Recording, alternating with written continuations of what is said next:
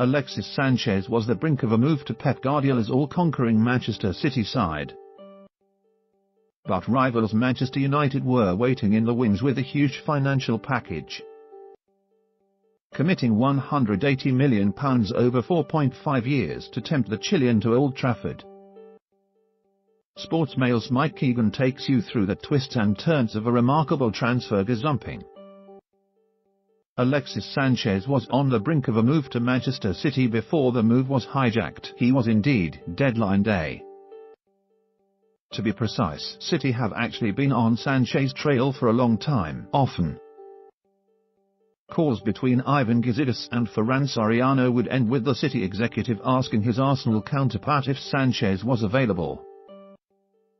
It became a running joke between the two men, but on the last day of the window, with Sanchez no nearer to signing a new contract, Arsenal decided to press the button. A phone call was made and the deal was agreed. However, when replacement Thomas Lemar knocked Arsenal back, the lines of communication went silent, leaving City furious. Pep Guardiola has been on the trail of Sanchez for a long time with Sanchez's contract dispute.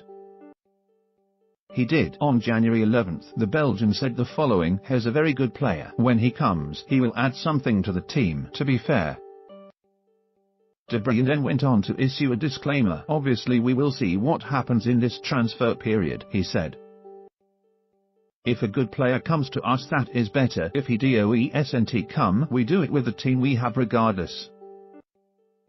It was an open secret. Sanchez wanted a reunion with ex-Barcelona boss Pep Guardiola and the love was reciprocated. It appeared to be a formality, with Arsenal wanting to save a little bit of face and cash out before Sanchez's contract expired. The rules of modern-day football dictates that the player, or to be more specific the player and his agent, hold all the aces.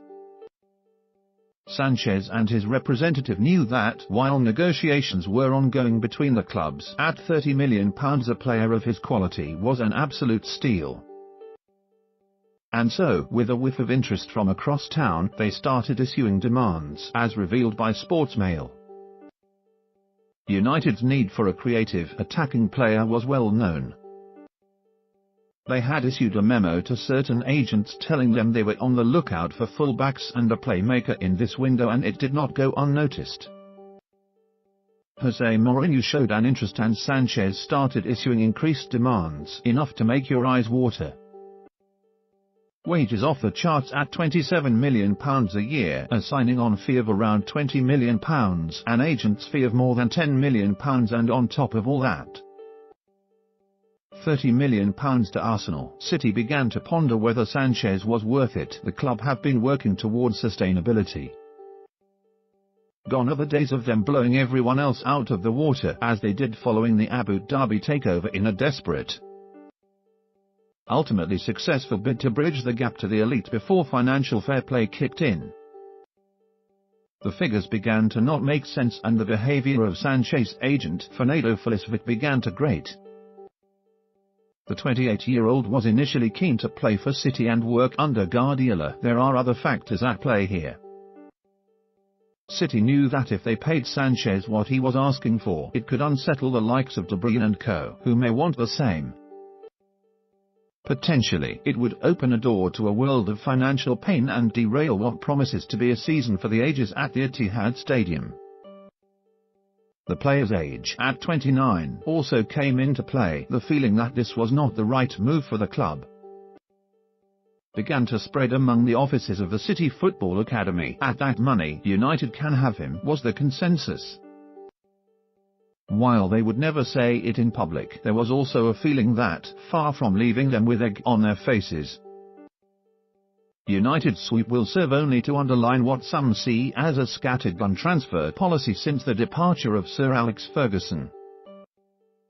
It used to be City chasing their tails trying to catch up with their neighbours. Now it would appear to be the other way around.